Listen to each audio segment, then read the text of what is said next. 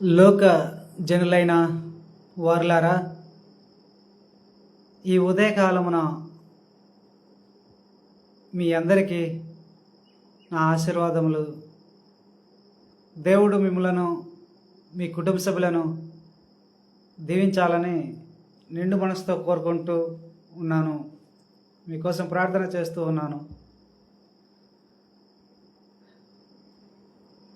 ఈరోజు నేను మీకు ఏ అంశం మీద చెప్పాలనుకున్నాను అంటే, అపవిత్రాత్మలు ఎవరు, అపవిత్రాత్మల జీవితం ఎలాగుంటుంది, మనుషులు చనిపోతే అపవిత్రాత్మలుగా ఎలాగ మారుతారు అనే నేను మీకు చెప్పాలనుకున్నాను. ఇప్పుడు చెప్తున్నాను.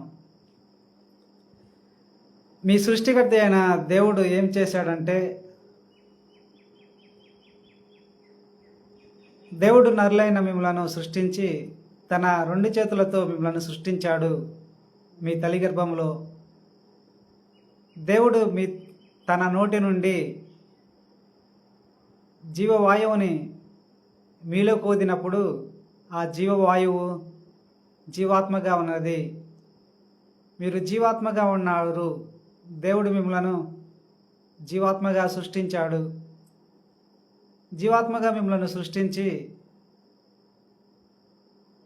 జీవాత్మ అనే నరులుగా మిమ్మలను చేశాడు. అంటే నరుడు జీవాత్మ అయ్యాను అనే వాక్యం బైబిల్లో ఉంది కదా, అలాగే జీవాత్మ అయిన మీరే జీవించాలి. మరి దేవుడు పరిశుద్ధుడు కనుక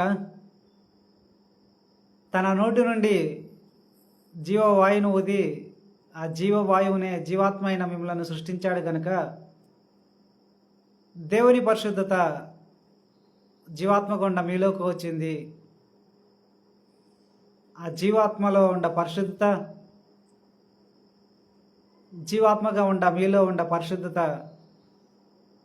ఈ లోకంలో ఉండ సమస్తమైన వాటికంటే కూడా ఎంతో విలువైనది, ఎంతో గొప్పది.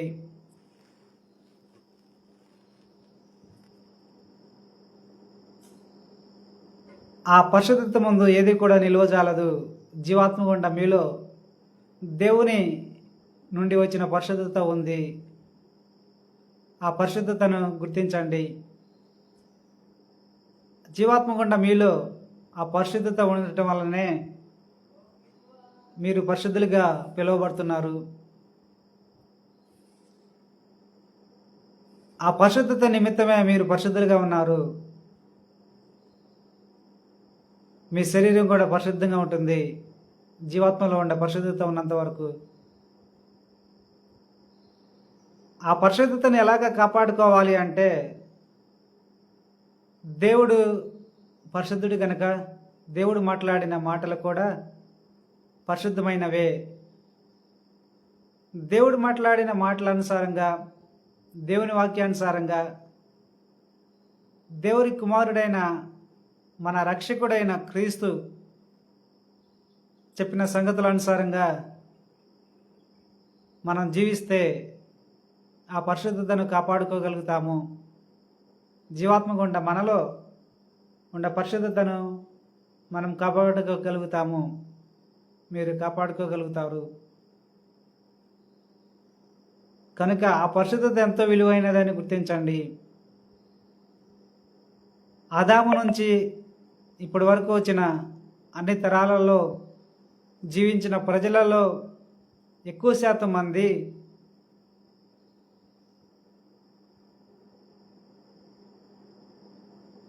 వారి ఆత్మలో ఉన్న పరిశుద్ధతను గుర్తించలేదు. ఆ పరిశుద్ధత ఎంతో విలువైనది గుర్తించలేదు.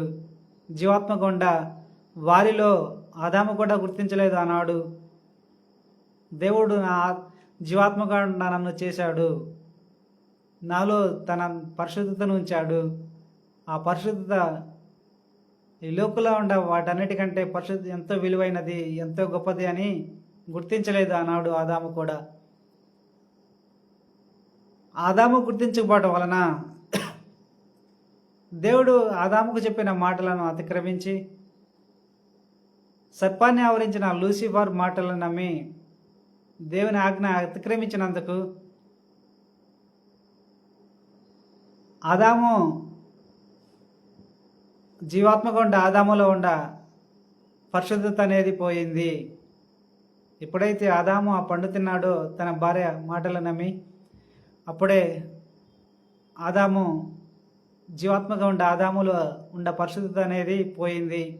ఆదాము అపవిత్రుడయ్యాడు.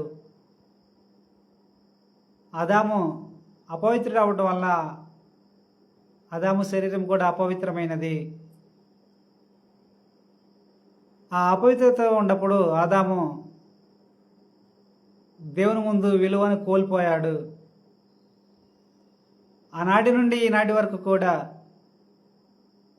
దేవుడు జీవాత్మకుండా మనలో పరిశుద్ధతను ఉంచాడు. ఆ పరిశుద్ధత విలువను సదా కాపాడుకుంటూ ఉండాలి. దేవుని చిత్తానుసారంగా జీవిస్తూ దేవుని వాక్యానుసారంగా జీవించటం వల్లనే జీవాత్మకుండా మనలో పరిశుద్ధతను కాపాడుకోగలుగుతాము. ఇది నిజం. ముందు మీరు జీవాత్మకుండా మీలో పరిశుద్ధత ఉంది అని గ్రహించండి, గుర్తించండి. ఆ పరిశుద్ధత ఈ లోకంలో ఉండే వాటన్నిటి కంటే కూడా ఎంతో విలువైనది, ఎంతో గొప్పది అని గుర్తించండి. ఆ పరిశుద్ధతని ఈ భూలోకంలో కాపాడుకోవటానికి దేవుని వాక్యానుసారంగా మాత్రమే కాపాడుకోగలము. దేవుని వాక్యానుసారంగా జీవించడం ద్వారా, దేవుని చిత్తానుసారంగా జీవించటం ద్వారానే ఆ పరిశుద్ధతను కాపాడుకోగలము అని నేను మీకు చెప్తున్నాను. మీలో ఆ పరిశుద్ధత ఉన్నంత వరకే దేవుని ముందు మీకు విలువ. మీ శరీరం కూడా పరిశుద్ధంగానే ఉంటుంది. మీరు దేవుని వాక్యానికి వ్యతిరేకంగా జీవిస్తే మీ మాటల ద్వారా కానీ, మీ క్రియల ద్వారా కానీ, మీ చూపుల ద్వారా కానీ దేవుని వాక్యానికి వ్యతిరేకంగా జీవిస్తే జీవాత్మగుండా మీలో ఉన్న పరిశుద్ధత పోతుంది. అప్పుడు పరిశుద్ధంగా ఉండాల్సిన ఆత్మ అపవిత్ర ఆత్మ అవుతుంది. పాపం అనేది అపవిత్రమైనది. అపవిత్రత చేరుతుంది ఆత్మలోకి. ఆదాములో కూడా అదే చేరింది. ఆదాము ఎప్పుడైతే ఆదాము అవలైన వాళ్ళు ఎప్పుడైతే పాపం చేశారో అప్పటి వరకు జీవాత్మకుండా వారిలో ఉండే పరిశుద్ధత పోయింది. అప్పుడు వారి ఆత్మ అపవిత్ర ఆత్మ అయింది. వాళ్ళ శరీరం కూడా అపవిత్రమైనది. దేవుని వాక్యం పరిశుద్ధమైనది కనుక ఆజ్ఞ అతిక్రమిస్తే అపవిత్రతే వచ్చేది. ఆజ్ఞ అతిక్రమణ పాపము, ఆ పాపము అపవిత్రమైనది. ఇదే నిజం. అలాగే మీరు కూడా ఆ అపవిత్రాత్మలైన వాళ్ళు ఎలాగ జీవిస్తారంటే, ఆదాము నుండి ఇప్పటి వరకు అన్ని తరాల వాళ్ళు వచ్చిన తరాలలో అందరూ కూడా జీవించిన వాళ్ళందరూ కూడా ఎక్కువ శాతం మంది జీవాత్మగా ఉండ వారిలో ఉండ పరిశుద్ధతను వారు గుర్తించలేదు. జీవాత్మగా ఉండ వారిని వారే గుర్తించుకోలేదు. ముందు కంటి కనబడే శరీరం కోసమే జీవించారు.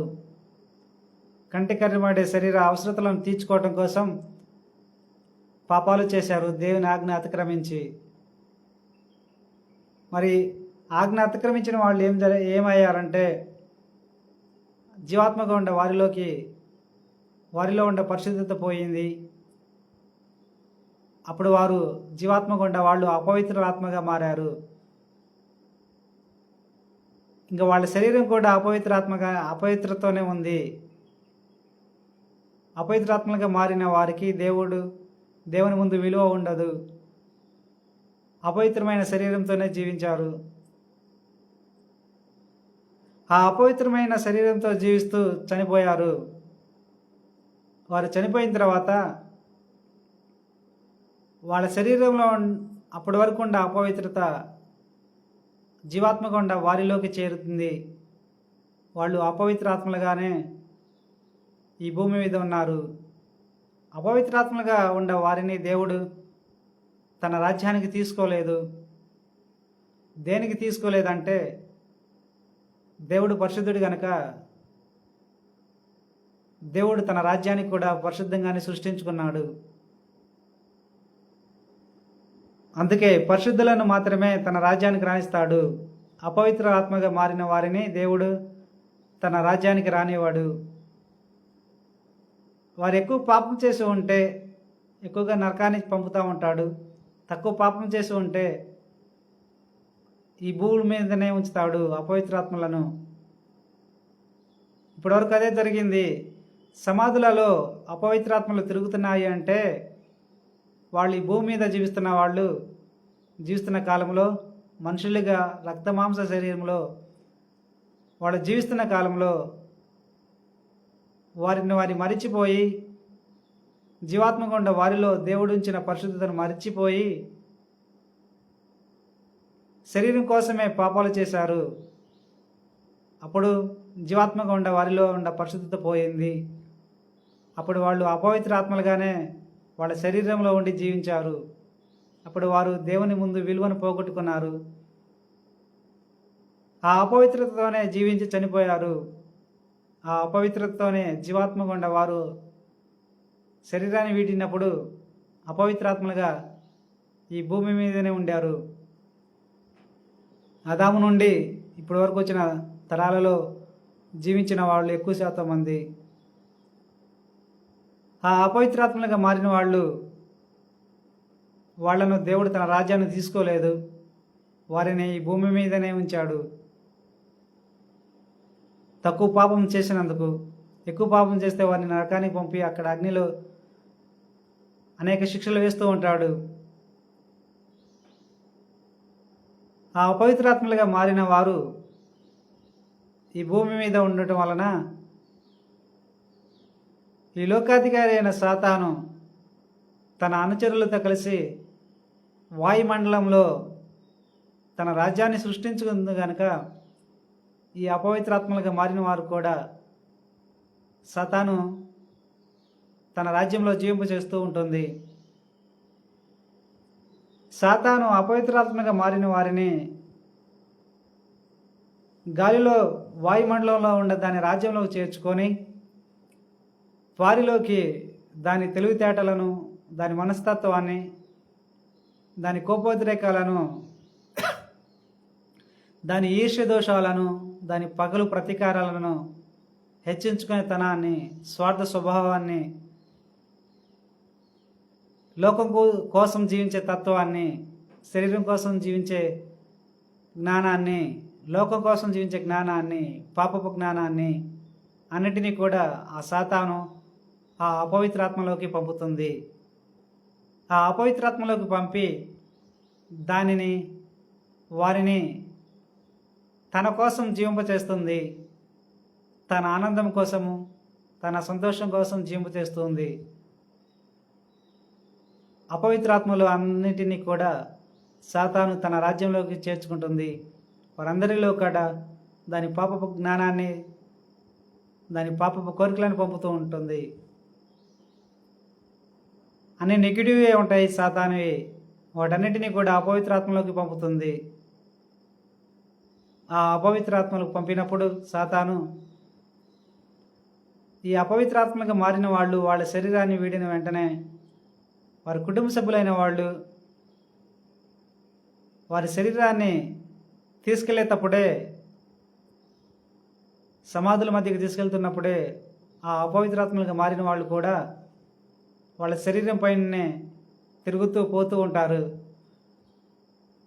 వారి కుటుంబ సభ్యులైన వాళ్ళు వాళ్ళ శరీరాన్ని ఎక్కడైతే పూడ్చిపెడతారో అక్కడ సమాధి మీదనే ఆ అపవిత్రాత్మలైన వాళ్ళు అక్కడే జీవిస్తూ ఉంటారు. అక్కడే వాళ్ళ సమాధి మీదనే పండుకుంటారు, అక్కడే తిరుగుతారు, అక్కడే జీవిస్తూ ఉంటారు. అలాగే ఎందుకు చేస్తారంటే వారి శరీరం మీద ప్రేమ చావక, వాళ్ళ శరీరాన్ని వీడిన తర్వాత వాళ్ళు అప్పటి వరకు శరీరం కోసం జీవించారు కనుక శరీరం మీద ప్రేమ చావక, శరీరం కోసమే జీవిస్తూ ఉంటారు. శరీరాన్నితో జీవించాలని కోరుకుంటూ ఉంటారు. వాళ్ళ శరీరం మీద ప్రేమ చవక వాళ్ళ సమాధి మీదనే పనుకుంటూ ఉంటారు. వాళ్ళ శరీరాన్ని పూడ్చిపెట్టిన సమాధి మీదనే పండుకుంటూ ఉంటారు. అక్కడే జీవిస్తూ ఉంటారు. ఇంకా ఆ అపవిత్రాత్మలుగా మారిన వారికి వారి కుటుంబ సభ్యులైన వాళ్ళు గుర్తు వచ్చి, వాళ్ళ స్నేహితులు బంధువులు అందరూ గుర్తు వచ్చి మరలా వారి కుటుంబ సభ్యుల మధ్యకి వచ్చి సమాధులను వీడి వారితో కలిసి జీవిస్తాలని కోరుకుంటూ ఉంటారు. వారితో మాట్లాడతారు. అపవిత్రాత్మగా మారిన వాళ్ళు వారి కుటుంబ సభ్యులతో మాట్లాడతారు. కానీ వారి కుటుంబ సభ్యులైన వాళ్ళు అపవిత్రాత్మల మాటలను వినలేరు, వారిని చూడలేరు. అపవిత్రాత్మగా మారిన వాళ్ళు మాత్రం వారి కుటుంబ సభ్యులను చూస్తారు. కానీ వారి కుటుంబ సభ్యులైన వాళ్ళు వారిని చూడలేరు, వారి మాటలను వినలేరు. అప్పుడు అపవిత్రాత్మగా మారిన వారికి కోపోద్రేకాలు ఎక్కువ అవుతాయి, ఈర్ష్య దోషాలు ఎక్కువ అవుతాయి, ప్రేమ ఆప్యాయతలు ఎక్కువ అవుతాయి. లూసిఫర్ వారిలోకి పంపిన లోకాధికారి అయిన సాతాను వాయుమండలంలో రాజ్యాన్ని నిర్మించుకొని ఆ రాజ్యంలో అపవిత్రాత్మలను ఏలుతూ ఉంటుంది. తన తోటి దూతలను కూడా ఏలుతూ ఉంటుంది. దుష్టశక్తులుగా మారిన దూతలను, తన అనుచరులైన దూతలను లూసిఫర్. ఈ అపవిత్రాత్మలు మనుషుల మధ్య జీవిస్తున్న కాలంలో లూసిఫర్ అయిన సాతాను ఆ అపవిత్రాత్మలకు పంపిన పాప జ్ఞానాన్ని, పాప కోరికలను, ఈర్ష్య దోషాలను, పగలు ప్రతీకారాలను, కోపోద్రేకాలను, హెచ్చించుకునే తనాన్ని, స్వార్థపూరిత స్వభావాన్ని, ఇలాంటి అవలక్షణాలను, ఇలాంటి నెగిటివ్ వాటన్నిటిని కూడా అపవిత్రాత్మలోకి పంపడం వలన అవన్నీ ఎక్కువ అవుతాయి. అపవిత్రాత్మలు వాటితోనే జీవిస్తూ ఉంటారు. ఇంకా వారి కుటుంబ సభ్యులలో వారికి ఎవరన్నా నచ్చితే వారిలోకి ప్రవేశించి జీవిస్తూ ఉంటాయి ఈ అపవిత్రాత్మలు. అదే దెయ్యాలు అంటారు కదా, అవే అపవిత్రాత్మలు అంటే వేరో కాదు, దెయ్యాలే, దుష్టశక్తులే. వారి కుటుంబంలో సభ్యుల్లోకి ప్రవేశించి ఎప్పుడు ప్రవేశిస్తారు అంటే వారి కుటుంబంలో నూతనంగా జీవించిన శిశువులు ఎవరన్నా ఉంటే అప్పుడే వారిలోకి ప్రవేశిస్తారు. లేదా వారి కుటుంబ సభ్యులలో వారికి నచ్చిన వారిని ఎంచుకొని వారిలోకి ప్రవేశిస్తారు.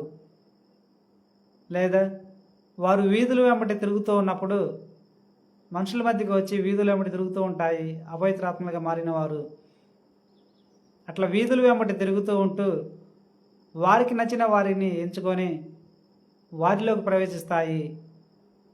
వారిలోకి ప్రవేశించి ఎలాగ జీవిస్తాయి అంటే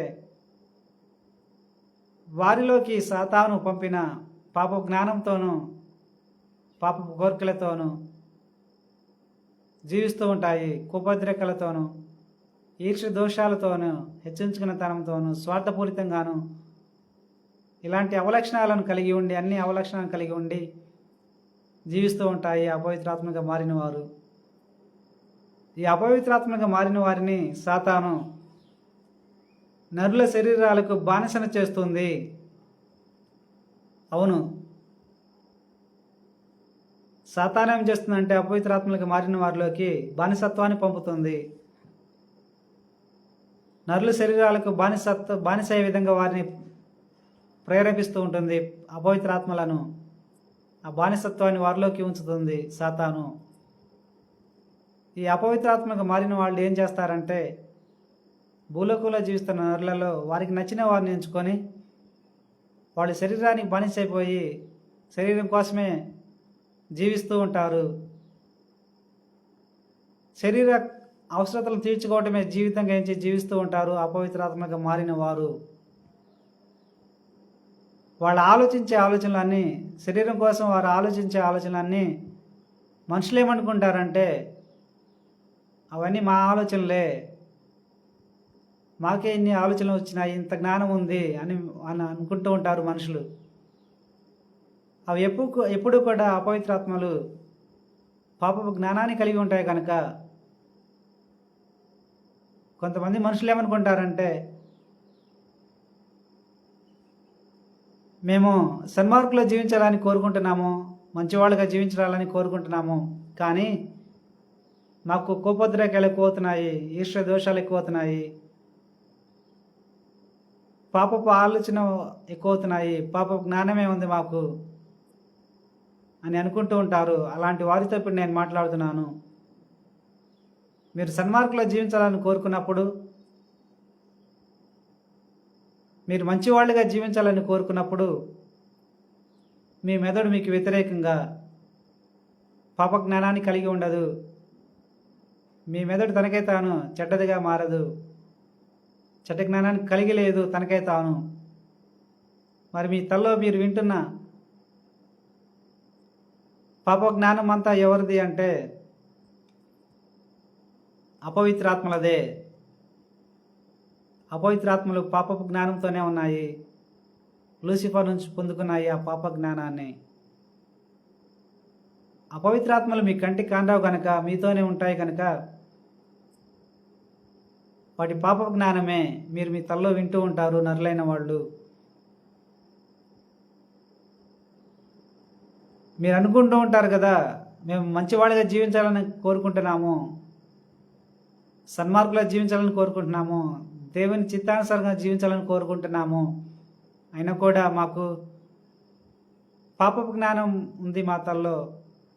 మా మెదడు ఎప్పుడూ కూడా పాపం గురించి ఆలోచిస్తుంది, చెడు గురించి ఆలోచిస్తుంది, నెగిటివ్గానే ఆలోచిస్తుంది అని అనుకుంటూ ఉంటారు కదా. నేను మీకు చెప్తున్నాను, మీ మెదడు తనకై తాను నెగిటివ్ గురించి ఆలోచించదు, పాపం గురించి ఆలోచించదు, చెడుతనాన్ని గురించి ఆలోచించదు. ఎందుకంటే మీ మెదడికంటూ సొంత పాప జ్ఞానం లేనే లేదు. అందుకే మరి మీరు మీ తల్లో వింటున్నా, మీరు మంచివాళ్ళగా జీవించాలనుకున్నప్పుడు మీరు మీ తల్లో ఉంటున్న చెడు జ్ఞానము, పాప జ్ఞానము ఎవరిది అంటే అపవిత్రాత్మలదే.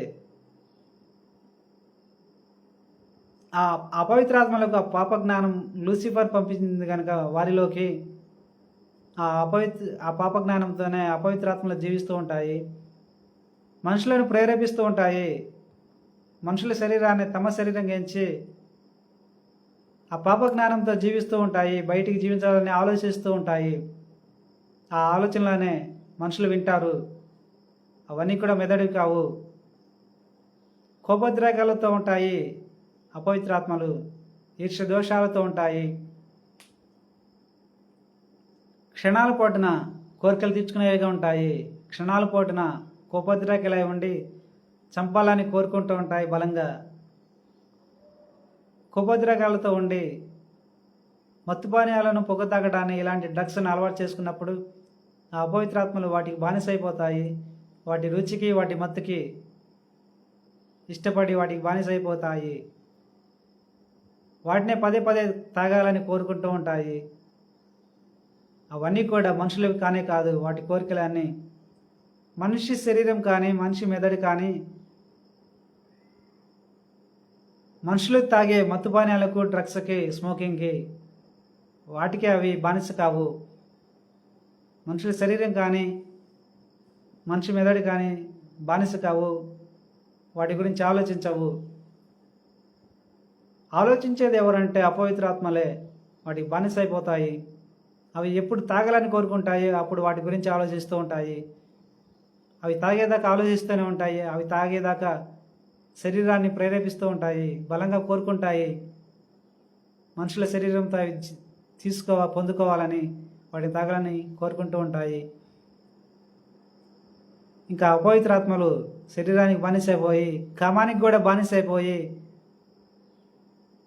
మనుషులైన వాళ్ళు చూసేవారిని, స్త్రీలైన వారు చూసేవారిని, స్త్రీలైన వారు పురుషులను చూసినప్పుడు ఆ అపవిత్రాత్మలు ఏం చేస్తాయంటే కామపు చూపుతోనే చూస్తూ ఉంటాయి. ఆ కామపు చూపు ఆ స్త్రీలది కానే కాదు. వాళ్ళు అనుకుంటూ ఉంటారు, మేము సన్మార్గంలో జీవిస్తున్నాము, మేము మామూలుగా చూస్తున్నాము, కానీ మాకు కామపు చూపు వస్తుంది. అని ఫీల్ అవుతూ ఉంటారు, బాధపడుతూ ఉంటారు.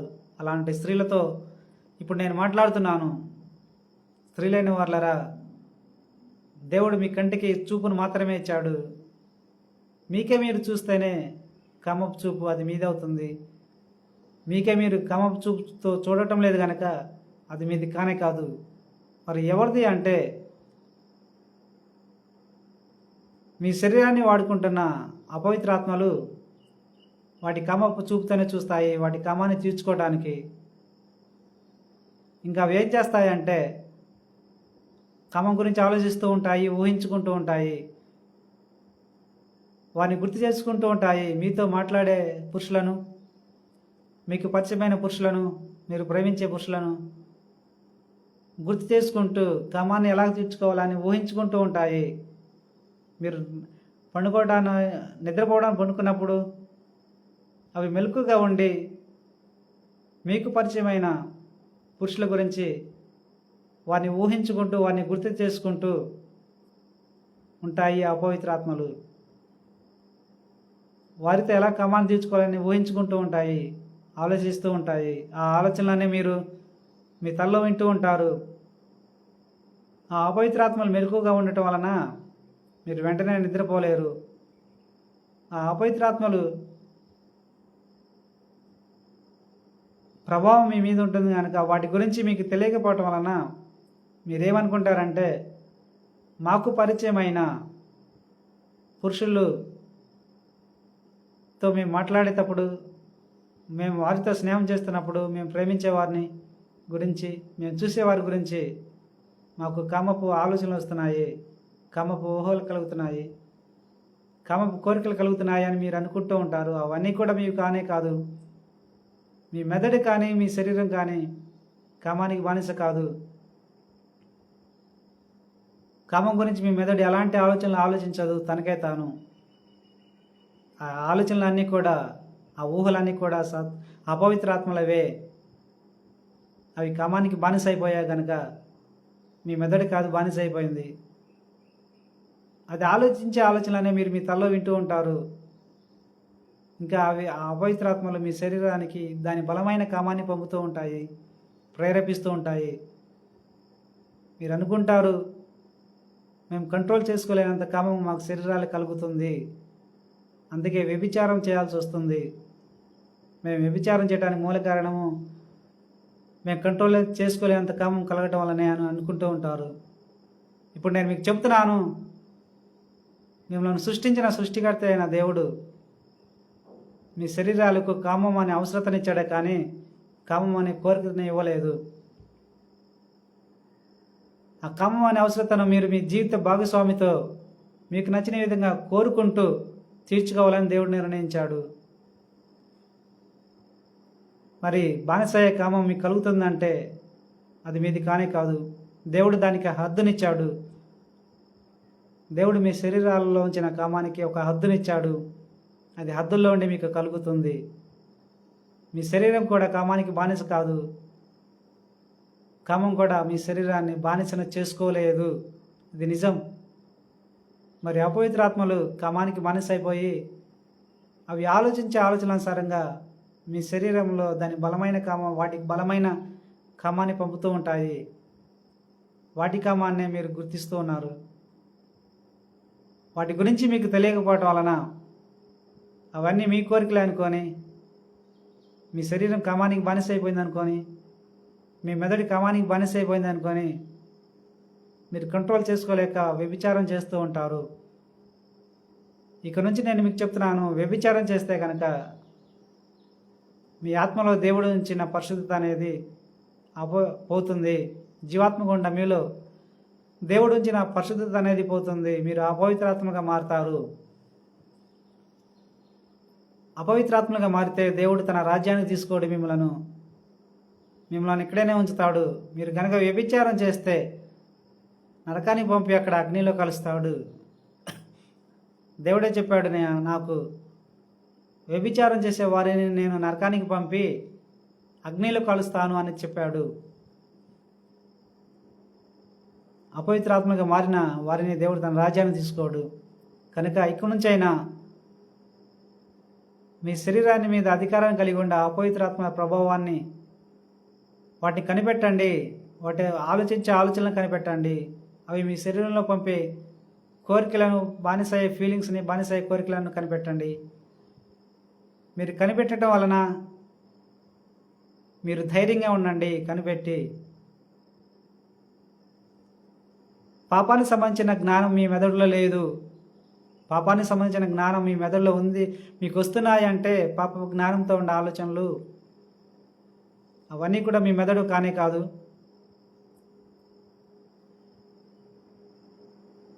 ఆ పాప జ్ఞానం మొత్తం కూడా సాతానువే. సాతాను అపవిత్రాత్మలకు పంపింది. అపవిత్రాత్మలు మీ శరీరాన్ని ప్రేరేపిస్తూ మీ శరీరంతో బయటికి జీవించడానికి ఆలోచించే ఆలోచనలతోనే, ఆ పాప జ్ఞానంతోనే మిమ్మల్ని జీవింపు చేయాలని కోరుకుంటాయి. మీ శరీరంతో జీవించాలని కోరుకుంటూ ఉంటాయి.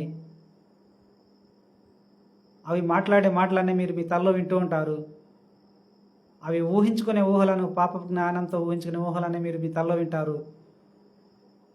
అవన్నీ మీవి కాదని అపవిత్రాత్మని మీరు కనిపెట్టినప్పుడు మీరు ధైర్యంగా ఉంటే మీ ధైర్యమే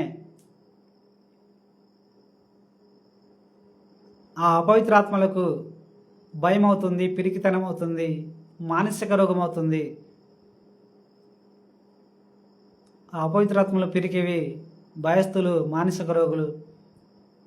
ఆ పిరికితనంతో, ఆ భయంతో, ఆ మానసిక రోగంతో అవి మీ శరీరంతో జీవించాలని కోరుకోవు. మీరు కనిపెడుతున్నారని కొంతకాలానికి అవి మీ నుండి వెళ్ళిపోతాయి, మీతో ఉండవు. కనుక ధైర్యంగా ఉండండి. మీ పూర్వీకులైన వాళ్ళు చెప్పారని, దెయ్యాలకు భయపడే విధంగా మీకు చెప్పారని మీరు భయపడాల్సిన అవసరం లేదు. దెయ్యాల గురించి, అపవిత్రాత్మల గురించి మీరు భయపడే విధంగా ఎవరైతే చెప్పారో వాళ్ళే భయస్థులు, వాళ్ళే పిరికి వాళ్ళు, వాళ్ళే మానసిక రోగులు. వాళ్ళ మానసిక రోగంతోనే, వాళ్ళ భయంతోనే, వాళ్ళ పిరికితనంతోనే మనుషులు చెప్పినప్పుడు మీకు ఎవరైతే చెప్తారో అపవిత్రాత్మల గురించి, దెయ్యాల గురించి మీరు భయపడే విధంగా చెప్తారో వాళ్ళు భయస్థులు, వాళ్ళ మానసిక రోగులు, వాళ్ళ పిరికి వాళ్ళు, అపవిత్రాత్మలకు భయపడుతూ ఉంటారు. వారి భయం వల్లే, వారి భయాన్ని మీరు భయంగా ఎంచమాకండి. నిజానికి అపవిత్రాత్మలు పిరికివి, మానసిక రోగులు, భయస్థులు. మీరు ధైర్యంగా ఉంటే వాటికి పిరికితనం ఎక్కువ అవుతుంది, వాటికి మానసిక రోగం ఎక్కువ అవుతుంది, వాటికి భయం ఎక్కువ అవుతుంది. మీరు కనిపెడుతున్నారని మీ శరీరాలతో ఇంక వాళ్ళు మేము జీవించలేమని తలుస్తూ మీ నుండి వెళ్ళిపోతారు కొంతకాలానికి. ఇదే నిజం. మీరు గనక మనుషులు చెప్పినట్టుగా, మనుషుల అపవిత్రాత్మ నిమిత్తం మిమ్మల్ని భయపెట్టినప్పుడు ఆ భయంతో కనుక మీరు భయపడితే మీ భయమే ఈ అపవిత్రాత్మలకు ధైర్యం అవుతుంది, బలమవుతుంది. ఆ ధైర్యంతోనే, ఆ బలంతోనే మీ శరీరాలతో జీవించడానికి, వాటికుండే పాప జ్ఞానంతో, వాటికుండే పాపపు కోరికలతో, వాటికుండే కోపోద్రేకాలతో, ఈర్ష్య దోషాలతో, హెచ్చించుకునే తనంతో శరీరం కోసమే జీవిస్తూ ఉంటాయి. శరీరంతో పాపాలు చేస్తూ జీవిస్తూ ఉంటాయి. మీరు వాటి ప్రభావానికి గురై మీరు పాపం చేస్తే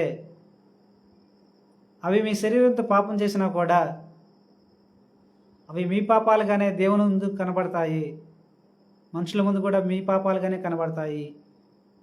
మరి ఎందుకు ఆ అపవిత్రాత్మలు మిమ్మల్ని ప్రేరేపించినప్పుడు మీరు పాపం చేస్తే ఆ పాపం ఎందుకు మీదిగా దేవుని ముందు కనబడిద్దంటే, దేవుడు సజీవులైన వారికి మాత్రమే దేవుడు, మృతులైన వారికి దేవుడు కానే కాదు. జీవాత్మగా మీరు మీ శరీరంలో ఉండటం వలన మీ శరీరం సజీవంగా ఉంది కనుక, మీరు సజీవంగా మీ శరీరంలో ఉన్నారు కనుక మీకు మాత్రమే దేవుడిగా ఉన్నాడు. అపవిత్రాత్మలుగా మారిన వాళ్ళు శరీరాన్ని వీడి మృతులుగా ఉన్నారు కనుక మృతులైన వాళ్ళకి దేవుడిగా లేడు. దేవుడు జీవాత్మైన మీకు మాత్రమే శరీరాన్ని ఇచ్చాడు కనుక మీకు మాత్రమే దేవుడిగా ఉన్నాడు. అందుకే అపవిత్రాత్మల ప్రభావం గురే మీరు పాపాలు చేస్తే ఆ పాపం మీదిగానే దేవుడు ఎంచుతున్నాడు. మీరు కూడా అపవిత్రాత్మల ప్రభావం గురయ్యి పాపాలు చేస్తే దేవుని వాక్యం పరిశుద్ధమైనది. దేవుడు పరిశుద్ధుడు కనుక దేవుడు మాట్లాడిన మాటలు పరిశుద్ధమైనవి. దేవుని వాక్యం పరిశుద్ధమైనది. ఆ పరిశుద్ధమైన వాక్యానుసారంగా మీరు జీవించటం వలనే జీవాత్మ గుండా మీలో ఉన్న పరిశుద్ధతను కాపాడుకోగలుగుతారు. ఆ పరిశుద్ధత ఉన్నంత వరకే మీ శరీరం పరిశుద్ధంగా ఉంటుంది. ఆ పరిశుద్ధత ఉన్నంత వరకే మీకు దేవుని ముందు విలువ. ఆ పరిశుద్ధత మీలో ఉన్నంత వరకే మీరు జీవిస్తున్న సమాజంలో మీకు విలువ ఉంటుంది. కనుక అపవిత్రాత్మ ప్రభావం గురయ్యి వాటి పాప జ్ఞానంతో మీరు జీవించమాకండి. పాప కోరికలతో మీరు జీవించమాకండి. మీరు కనుక జీవిస్తే, పాపం చేస్తే జీవాత్మ గుండా మీలో ఉన్న పరిశుద్ధత అనేది బయటికి పోతుంది, ఉండదు. అప్పుడు మీరు అపవిత్రాత్మలుగా మీ శరీరంలోనే ఉంటారు, జీవిస్తూ ఉంటారు. మీరు మీ శరీరాన్ని వీడిన తర్వాత అపవిత్రాత్మలుగానే ఈ భూమి మీదనే ఉంటారు. మీరు కనుక వ్యభిచారం చేస్తే నరకానికి పంపి అగ్నిలో కలుస్తాడు దేవుడు. ఇదే జరుగుతుంది ఈ లోకంలో. కనుక మీరు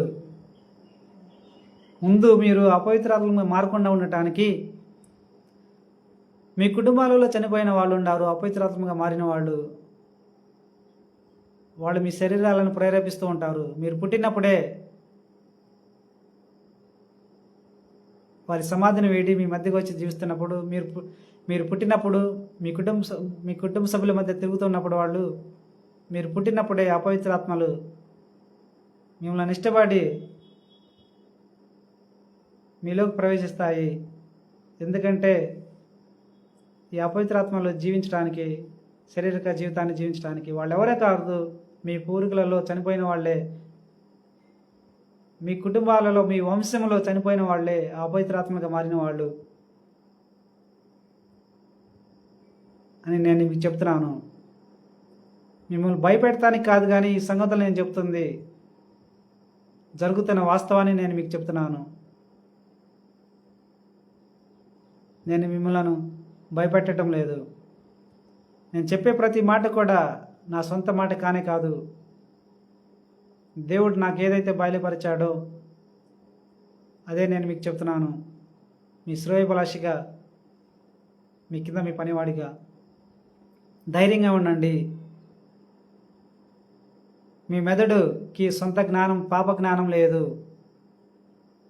ఆ పాప జ్ఞానము అపవిత్రాత్మల దాన్ని గుర్తించండి. మీ శరీరము పాపాన్ని ప్రేరేపించదు, పాపాన్ని కోరుకోదు తనకై తాను. ఆ పాపాన్ని కోరుకునేది ఎవరంటే అపవిత్రాత్మలు. వాడి కోరికలనే, వాళ్ళ ఫీలింగ్స్నే మీరు మీ శరీరంలో గుర్తిస్తున్నారు అని కనిపెట్టండి. దేవుని చిత్తానుసారంగా జీవించండి.